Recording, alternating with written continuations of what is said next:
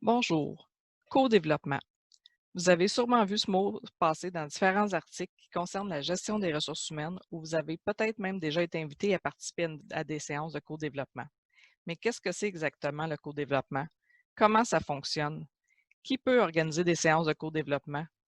Si je participe à des séances de co-développement, est-ce que les informations que je vais dire durant ces rencontres demeureront confidentielles? Voilà une panoplie de questions auxquelles Mme Martine Deschamps de Cineraction Relève pourra répondre dans cette conférence qu'elle a préparée spécialement pour vous. Martine œuvre dans le domaine de la gestion des ressources humaines et du développement organisationnel depuis 35 ans. Elle a fondé sa propre entreprise de consultation il y a 17 ans. Elle et son équipe offrent un accompagnement unique en transfert de ferme, prévention et gestion du conflit, communication et planification de la transition d'une génération à l'autre. Elle détient 3 certificats auprès du Family Firm Institute en tant que spécialiste de la dynamique des entreprises familiales, de même qu'un certificat sur le transfert de ferme délivré par les universités de l'Iowa et du Wisconsin. En 2013, elle a suivi la formation de Sentinelle Agir en Sentinelle pour la prévention du suicide. Elle est également chroniqueuse régulière du célèbre Bulletin des agriculteurs. Moi et mes collègues du réseau Agri-Conseil Montérégie vous invitons donc à visionner cette conférence pendant laquelle Mme Deschamps sera disponible pour répondre à vos questions en clavardage dans la section située à droite de votre écran. Elle sera aussi disponible pour une période de 10 à 15 minutes après la vidéo, toujours pour répondre à vos questions. Bon visionnement!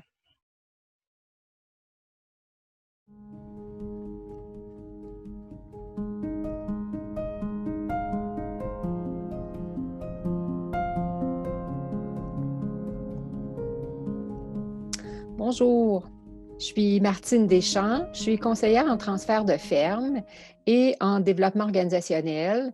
Il y a 17 ans, j'ai fondé ma firme, Cineraction Management, et avec mon équipe, on a le grand bonheur d'aider des entrepreneurs dans une période unique de leur histoire dans leur entreprise, c'est de préparer le transfert d'une génération à l'autre. Alors, on a développé des outils et une approche où on prend soin à la fois des prédécesseurs, souvent des parents hein, dans une entreprise familiale, et aussi de prendre soin des repreneurs. Et justement, le co-développement, c'est une méthode qu'on utilise avec l'équipe des repreneurs. Alors, de façon régulière, normalement une fois par mois, on réunit les repreneurs et on leur fait pratiquer justement l'apprentissage collectif, donc d'apprendre de chacun d'eux selon les compétences qu'ils ont. Et justement, je vais vous présenter la méthode qu'on utilise avec eux et qu'on préconise, évidemment, la méthode du co-développement. Donc, voici ce que je vous ai préparé. Je vais partager mon écran, bien sûr, pour que vous puissiez voir le PowerPoint que je vous ai préparé. Et nous allons pouvoir donc suivre cette présentation par étapes, toute simple. Là, je vous rassure, je ne vais pas vous entrer 72 diapos en 30 minutes. Au contraire, j'en ai très peu parce que je veux vraiment qu'on ait du temps pour une période de questions. Puis, je prends soin des visuels et des auditifs, hein. Il y en a qui ont besoin de voir les quelques mots-clés pour bien suivre. D'autres ont juste besoin d'écouter. Donc, si vous êtes juste auditif, fermez les yeux. Vous n'avez pas besoin de regarder de diapo, juste écouter cette aventure, ce voyage qu'on va faire à l'intérieur des étapes de co-développement. Donc, premièrement, je voudrais remercier le MAPAC, bien sûr, le réseau Agri-Conseil, pour m'avoir invité à présenter justement la méthodologie que j'utilise avec les équipes de repreneurs dans les entreprises. Donc, merci à ces organismes de me faire confiance pour cette présentation. Alors, évidemment, ce que je vous propose comme plan de match, alors évidemment, parler dans les grandes lignes hein, de ce que c'est le co-développement, qui sont les acteurs du co-développement, qui va être impliqué dans une séance ou une cellule de co-développement, quelles sont les 7 étapes à franchir pour qu'une séance de co-développement soit remplie de succès et soit satisfaisante pour tous les participants. Et finalement, je vais prendre vos questions. Je suis présente, donc après la présentation, pour prendre toutes vos questions. Alors, commençons. Une image vaut 1000 mots. Alors, écoutez, je pense que cette image-là représente bien ce qu'est le co-développement. Alors, c'est l'apprentissage par les pairs, en équipe, et ça fait justement émerger toute l'importance du collectif, c'est-à-dire de pouvoir s'appuyer les uns sur les autres pour faire face aux opportunités qu'on a, aux contraintes, aux enjeux qu'on a comme entrepreneur en entreprise et comment découvrir justement une portion plus grande que ce que l'on voit de notre problème. C'est pour ça que j'ai la deuxième photo, c'est le iceberg, parce que justement, souvent, la vision qu'on a, la perspective qu'on a d'un problème, c'est la partie visible du iceberg, hein. On a une perspective plus restreinte à cause du bagage qu'on a, des expériences qu'on a, mais le reste de l'équipe, de la cellule des co-développement, c'est la partie plus grande du iceberg. Alors, eux vont nous amener d'autres perspectives, d'autres façons de voir le problème que j'ai présenté dans la cellule de co-développement. Et donc, ce n'est plus qu'une petite surface visible que j'ai comme potentiel de solution, de recommandation, mais c'est toute cette grande surface sous l'eau que les autres participants vont apporter à la situation que j'ai vécue. Alors, commençons justement quelques mots sur le co-développement pour tout de suite situer de quoi il s'agit. Tout d'abord, c'est une méthode de formation, hein, d'apprentissage pour des personnes qui croient qu'il est intéressant d'apprendre par les autres, par les pairs, et de se rencontrer justement pour consolider leurs pratiques sur certains sujets qui sont présentés.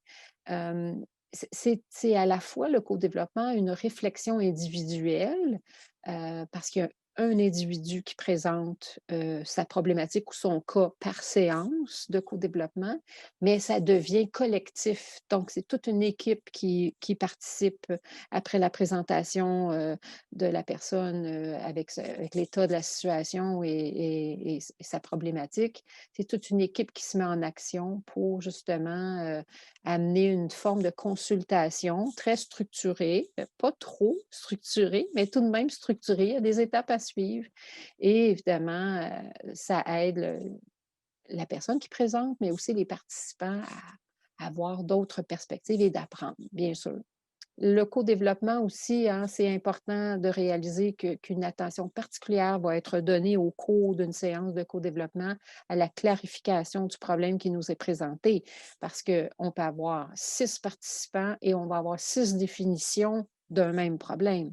Alors, c'est pourquoi, justement, la personne qui présente sa problématique doit se préparer à l'avance et après avoir présenté sa situation, elle doit formuler une demande d'aide. Voici ce que j'aimerais que mes pairs dans la cellule de co-développement m'amènent comme piste de solution, pas de piste de solution, mais plus voici mon besoin, voici en quoi j'ai besoin d'aide. J'ai besoin d'aide pour donner du feedback à un employé.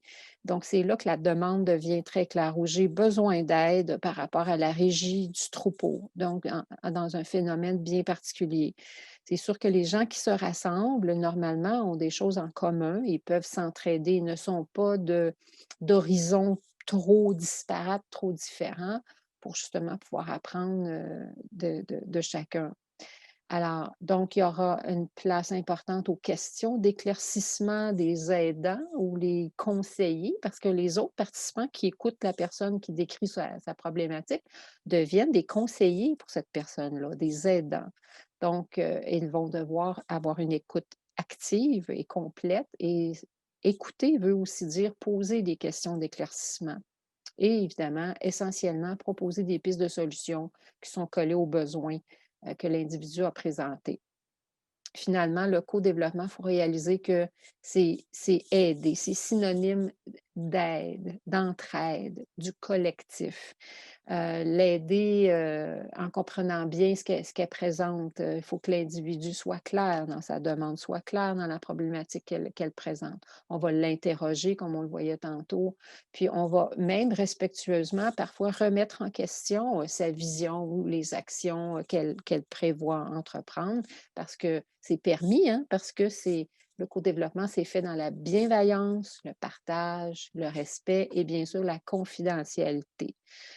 Petite parenthèse, personnellement, quand je pars des cellules de co-développement, il y a un code de déontologie qui prévoit la confidentialité et chaque participant doit le signer. Ça devient donc un engagement à ce qui se dit dans la cellule de développement, de co-développement reste dans la cellule, n'est pas publié sur les réseaux sociaux ou sur la place publique. Alors ça, c'est important. Donc, question de respect, bien sûr, il y a de la déontologie derrière ça. Donc, on veut aider la personne qui présente à penser, ressentir, ce que la problématique lui fait vivre et à passer à l'action, donc à agir. Donc, les observateurs, les aidants, les conseillers vont vraiment être totalement à la disposition de la personne qui présente sa situation ou son problème. Et là, ils vont tout mettre en œuvre pour l'aider à utiliser ses compétences pour faire face à la situation qu'elle vit. Donc, essentiellement, voici ce qu'on entend par co-développement. On va voir bien sûr précisément des étapes, mais sachons que c'est sur une fondation, là, comme une fondation de maison, c'est sur une fondation de valeurs humanistes, de bienveillance, d'entraide. Puis l'entraide aussi, c'est permettre qu'on se trompe aussi. Donc, c'est aussi, ça fait appel aussi à la vulnérabilité. La personne qui présente peut se sentir vulnérable et la vulnérabilité, c'est une des composantes de l'intelligence émotionnelle. Donc, il faut être capable de dire: «Je ne me sens pas pleinement compétent ou compétente dans la situation que je vais vous décrire et c'est pour ça que je vous demande de l'aide, chers participants, chers aidants ou conseillers». Et c'est important aussi d'avoir une réflexion par rapport à notre ego.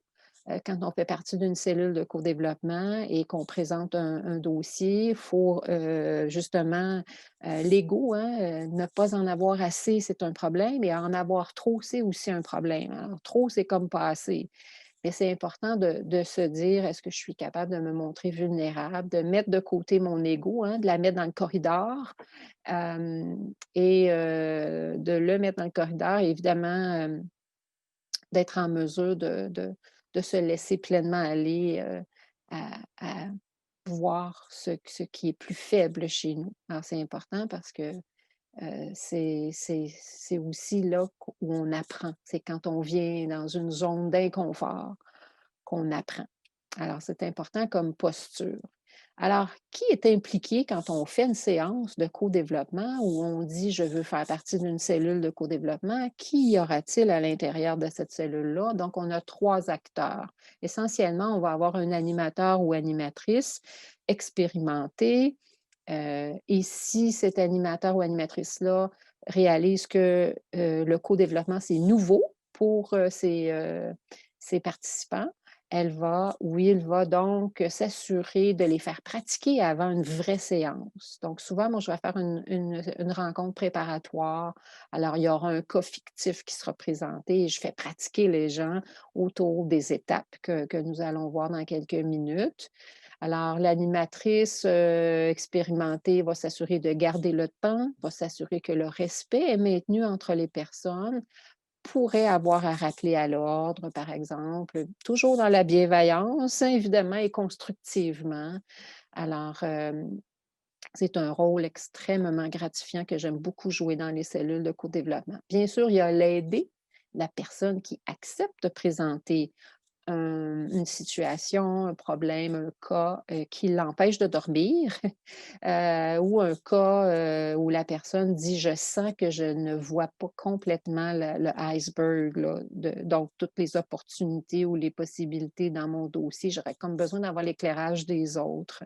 Et bien sûr, on a les participants, les aidants, les conseillers, les gens qui vont être à l'écoute du besoin de la personne qui présente et justement, lui proposer des suggestions, des recommandations. Alors, voici nos 3 acteurs. Et maintenant, commençons les 7 étapes. Alors, voici l'image d'une personne qui se sent seule sur son île.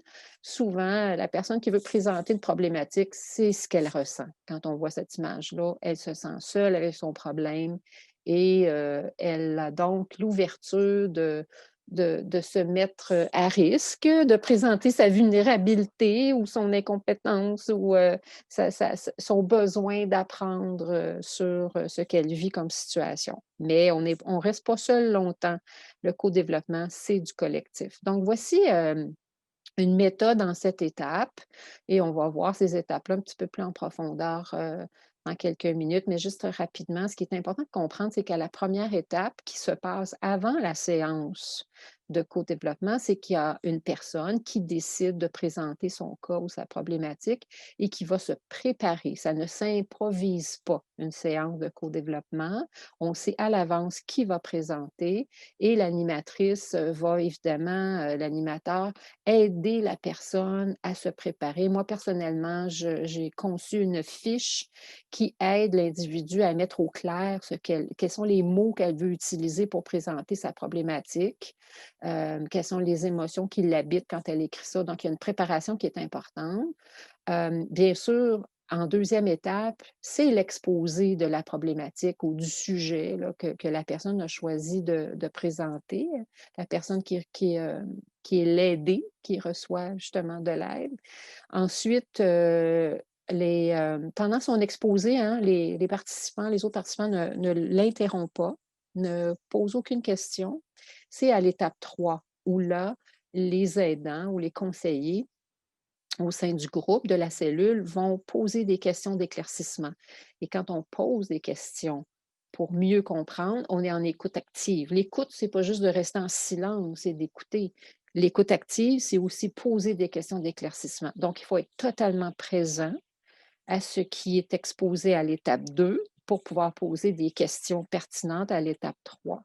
À l'étape 4, alors là, la personne, après avoir éclairé ses conseillers, elle va émettre son besoin particulier. Alors, par rapport à ce que je vous ai exposé, j'aurais besoin de connaître d'autres méthodes de feedback. Qu'est-ce que vous avez fait dans des cas, par exemple, de maladie dans le troupeau? Donc, le besoin est spécifique et il est énoncé de façon claire pour que les suggestions qui arrivent à l'étape 5 soient cohérentes et soit pertinente par rapport aux besoins de l'individu. Si on ne répond pas aux besoins de la personne qui demande de l'aide, elle va partir frustrée de la cellule de développement et on ne veut pas ça, évidemment. Et après avoir entendu toutes ces solutions de la part des conseillers, des aidants, euh, on va demander à la personne qui a présenté son cas de faire une synthèse, puis de nous élaborer un peu quel va être son plan d'action, hein. C'est évidemment pas un plan d'action qui est complet encore, mais déjà d'avoir des idées de ce qu'elle entrevoit faire dès le lendemain. Et finalement, septième étape, c'est à la toute fin, tout le groupe à tour de rôle explique quels sont les apprentissages. Il y a une évaluation qui est faite de ce qu'ils viennent de vivre et une conclusion à ça. Alors, voici donc en une photo ces 7 étapes. Maintenant, si on les voit un petit peu plus en profondeur pour bien maîtriser de quoi il s'agit, alors à l'étape 1, c'est de choisir et de préparer le sujet de la consultation, hein. Alors, il y a un individu, normalement, à la séance précédente, euh, à la toute fin, il y a quelqu'un qui s'est identifié pour être la prochaine personne qui va présenter un cas. Donc, on sait toujours à la fin d'une séance de co-développement qui est la prochaine personne qui va présenter et ça lui donne aussi le temps de se préparer, là. Alors ça, c'est l'étape avant la rencontre, avant la séance. Alors, il y a un travail de réflexion qui va être fait hein, sur la problématique avec la fiche dont je vous parlais que moi, je fournis aux personnes. Elle va choisir un sujet pour elle pas pour plaire ou pour bien paraître, c'est vraiment un sujet dans toute sa vulnérabilité, qu'elle va choisir et préparer. Il ne faut pas non plus y mettre des heures, c'est pas une thèse de doctorat qu'il faut préparer pour la séance de co-développement. On garde ça simple, hein, c'est ludique et c'est simple, c'est harmonieux comme étape. Donc, restons spontanés quand on présente, notre cas, notre problématique. Donc, on demande aux gens de s'y préparer, mais pas pendant des heures et pas d'écrire un document nécessairement à ce sujet-là. Alors, elle va se faire aider, comme je le disais, et il n'y a pas de bon ou de mauvais sujet. Tout ce qui compte, c'est vraiment ce qui préoccupe la personne qui a besoin d'aide et demande à sa cellule de co-développement parce qu'elle lui fait confiance à cette cellule-là, de l'aider dans l'amélioration de ses compétences dans certaines situations, dans la situation particulière qu'elle va présenter. À l'étape 2, vous vous souvenez que c'est l'exposé de la problématique par la personne qui se fait aider. Donc, le reste de la cellule est complètement silencieuse. Donc, il n'est pas permis ici de poser des questions. C'est à l'étape prochaine. Alors, on est vraiment en écoute active. On laisse la personne présenter euh, sur sa situation, qu'est-ce qui lui cause problème, comment elle veut résoudre. Et puis, ça pourrait aussi être de vouloir améliorer sa pratique.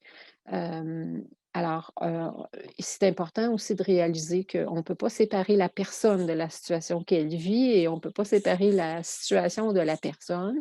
Chacun a son petit baluchon, chacun a ses expériences, ses difficultés, hein. On vient de milieux familiaux différents, nos expériences de travail ont été harmonieuses ou parfois difficiles. Alors, on arrive avec un bagage et il faut comprendre que la personne, elle vit, sa problématique de façon, difficile. Bien, on ne peut pas juger de ça parce qu'on n'a pas le même baluchon, on n'a pas le même bagage. Alors, il ne faut pas oublier de regarder, cet aspect-là, ce qui nous semble pour nous banal et problématique pour d'autres personnes. Ça, c'est important de réaliser ça. Alors, la personne expose, on écoute, on peut écrire sur un petit bout de papier quelques petites questions d'éclaircissement qu'on va poser quand la personne a terminé son exposé. Donc, il n'y a pas d'interruption là, dans cette étape-là. Et voilà, l'étape 3, la clarification de la problématique, les questions d'information, les questions d'éclaircissement de la part de l'auditoire, donc de la part des conseillers, auprès de la personne qui demande de l'aide. Donc, elle doit répondre à toutes les questions, elle va préciser certaines informations. Des questions peuvent être, par exemple, mais est-ce que ce problème-là est nouveau? Est-ce que c'est la première fois que tu vis ce problème-là? Est-ce que tu as déjà tenté des solutions par rapport au problème que tu nous as présenté? Euh, Quel est ton lien avec la personne dont tu nous parles dans ton exposé? Alors, donc, ce sont des questions d'éclaircissement qui sont pertinentes à poser pour mieux comprendre la situation, pour ensuite avoir des solutions qui sont adaptées, évidemment. Donc, c'est important de bien cerner la situation avant de poser un diagnostic et donner des conseils. Parfois, il y a des zones obscures dans ce que nous décrit une personne. Consciemment ou inconsciemment, il y a une partie qui est peut-être douloureuse dans ce qu'elle nous raconte. Alors, elle va parfois sauter certains éléments pour ne pas vivre cette émotion difficile-là. Donc, il faut être très à l'écoute pour peut-être découvrir quelques zones d'ombrage dans ce qui nous est présenté par la personne. Il ne faut pas sauter trop vite aux solutions. Il faut vraiment être dans les questions d'éclaircissement et non pas de solutions à cette étape-là. Alors, à l'étape 4, on n'est pas encore dans les solutions. À l'étape 4, on redonne la parole à la personne qui présente sa problématique et on lui dit: «Mais de quoi as-tu besoin? De quoi t'attends-tu de nous, présents dans ta cellule de développement, tes conseillers, tes aidants aujourd'hui? À quoi tu t'attends? De quoi tu as besoin?» Alors, est-ce que tu as besoin de méthodes, techniques pour résoudre ton problème? Est-ce que tu as besoin de méthodes reliées à la communication, à donner du feedback? On demande à la personne de préciser son besoin parce qu'encore une fois, on veut que les solutions répondent à son besoin. Sinon, cette personne-là quittera insatisfaite de la cellule. Donc, c'est important qu'elle émane bien quel est son problème. en fait, quel est son besoin relié justement à son problème. Alors, elle définit clairement quelles sont ses attentes par rapport à ses pairs. Alors, il faut que tout le monde ait la même perspective, la même définition du besoin. Sinon, les solutions ne seront pas appropriées à ce dont la personne a besoin. Alors, ça permet aussi à toute l'équipe de reformuler une dernière fois sa compréhension de la situation et précisément de la demande dans cette étape-là. Et à l'étape 5, voilà le moment où là, il est permis d'amener certaines réactions à la situation que l'on vient d'entendre, d'émettre des commentaires, des recommandations, des suggestions. Et c'est vraiment qu'à cette étape-là qu'il est permis d'amener certaines solutions de manière constructive, sans être dans le jugement. Par exemple, hein, quelqu'un qui aborde une solution en disant: «Mais comment se fait-il que tu n'as pas pensé à cette solution-là?» On est dans le jugement. Donc, c'est sûr qu'il faut pratiquer notre façon de communiquer nos commentaires et nos recommandations parce qu'on a droit à l'erreur dans, dans une cellule de développement. Alors, les talents particuliers de certains vont se faire valoir. Donc, les gens qui sont très doués au niveau de la communication ou qui ont des connaissances techniques très pointues vont se faire valoir par rapport à leur expertise au service de la personne qui demande de l'aide. Voilà un autre exemple du collectif dont je vous parle depuis le début. Alors, c'est vraiment aussi de nouvelles façons d'envisager la situation, hein, la partie du iceberg qui était sous l'eau. Donc là, c'est formidable parce que, c'est vraiment un champ de partage, d'impressions, de perceptions, d'idées. Il y a des réactions émotives. Il est arrivé à plusieurs occasions que le récit d'une personne qui demande de l'aide et sa demande crée une réaction émotive importante chez une personne, un aidant ou un conseiller. Alors, il faut accueillir cette émotion. Il faut surtout pas refouler les émotions, mais c'est de laisser place à ça, de nommer et de laisser du temps. Et il m'est arrivé de décréter une pause à la séance de co-développement parce qu'effectivement, il y avait plusieurs personnes touchées assez profondément par le récit de la personne qui appelait à l'aide. Mais il ne s'agit pas de refouler ces émotions-là, mais de les accueillir, de les nommer et d'apprendre de ces émotions-là. Parce que les émotions, elles sont utiles. Elles sont ni négatives ni positives, elles sont utiles. Donc, c'est important de pouvoir les nommer. Maintenant, les membres donc de l'équipe sont centrés sur le besoin exposé. Alors, les commentaires, les suggestions sont vraiment pertinents parce que c'est collé sur le besoin qu'on a entendu. À ce moment-là, à l'étape 5, la personne qui demande de l'aide est complètement en écoute active. Alors, elle n'interrompt pas ses conseillers, ses aidants, mais elle les écoute et elle fait préciser certains commentaires sans juger non plus. Elle pose des questions. Mais pour le moment, elle retient ses réactions. Pour bien enregistrer ce qui lui est communiqué, elle doit peut-être, hein, garder un petit peu une distance par rapport à ce qu'elle vit à l'intérieur. Elle aura l'occasion à une autre étape, d'expliquer ce que les recommandations qu'elle a entendues ont fait émaner surgir, chez elle.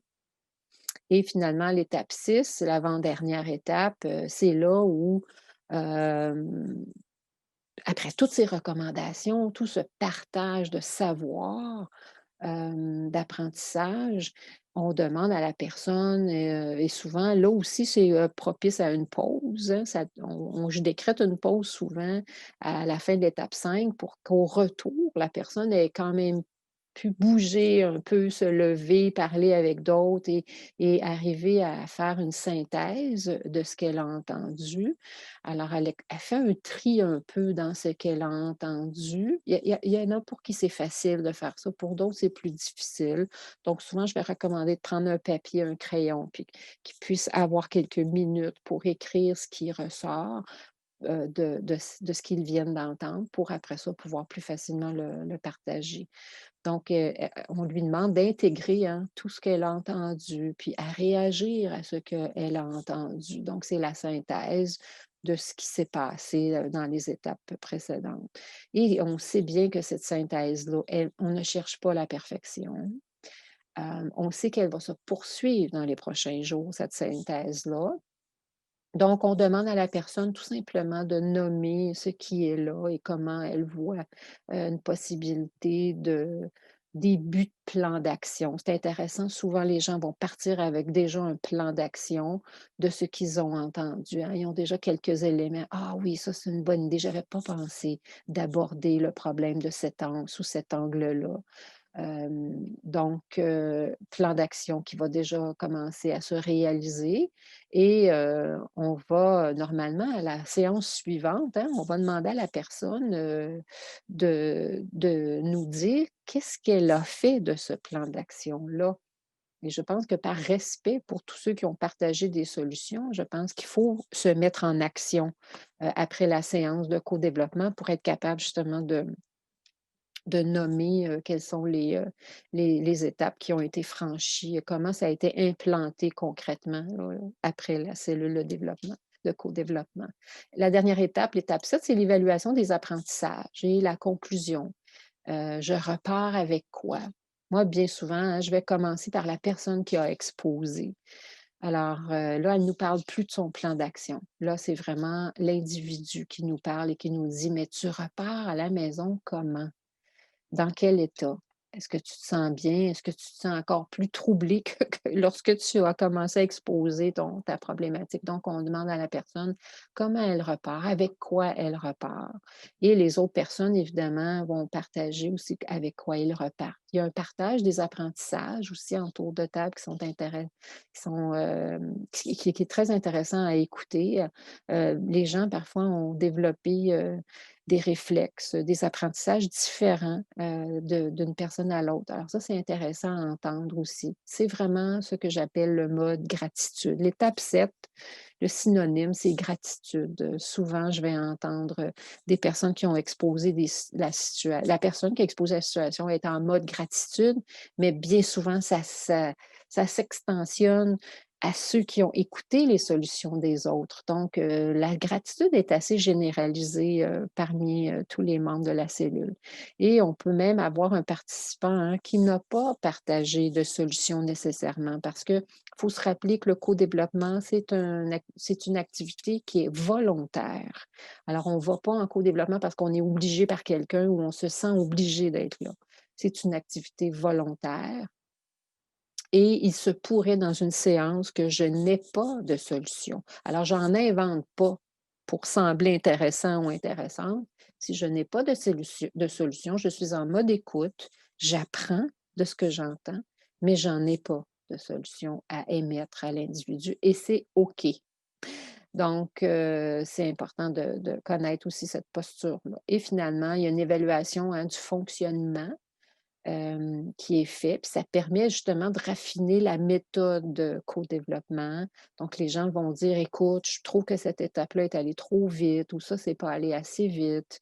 Donc, c'est intéressant cette étape-là, là, d'avoir une ouverture à entendre des critiques constructives sur la méthode. Donc, l'animateur, l'animatrice doit bien écouter ce qui est dit tout au long des étapes, mais particulièrement à l'étape 7, pour rebondir de ces commentaires-là pour la prochaine séance de co-développement.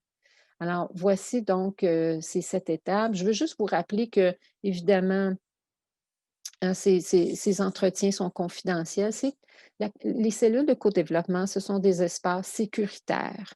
Les gens, hein, comme on disait, ont signé un code de déontologie, de maintien de la confidentialité. Donc, c'est un espace vraiment particulier.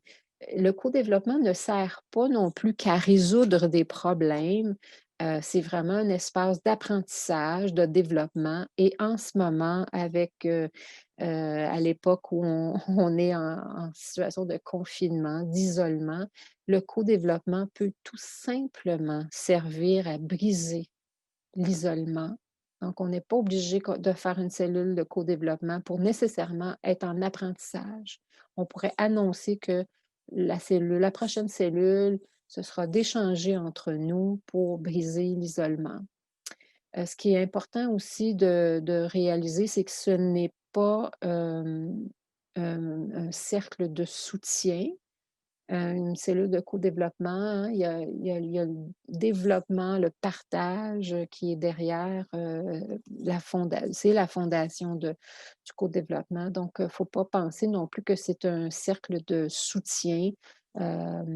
C'est une autre mission, un cercle de soutien. C'est tout aussi utile, à mon avis, mais il faut comprendre que le co-développement n'est pas nécessairement un cercle de soutien. Il y a vraiment des étapes, comme on vient de voir.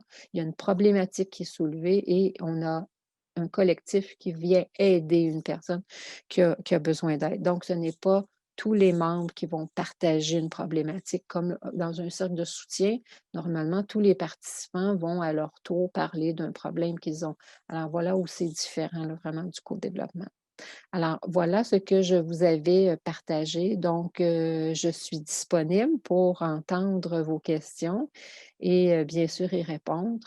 Et je veux terminer, moi aussi, dans la gratitude en mentionnant les 2 sources au Québec du co-développement. Alors, c'est messieurs Adrien Payette et Claude Champagne qui vraiment ont été précurseurs au Québec qui ont mis cette méthode-là à la disposition, pardon, des thérapeutes, des personnes en gestion de ressources humaines. En fait, ça sert à plusieurs praticiens, hein, le co-développement, et puis c'est répandu un peu partout grâce à eux. Et voilà. Donc, merci de votre attention et puis je vais prendre vos questions avec grand plaisir dans quelques minutes. Merci, à tantôt.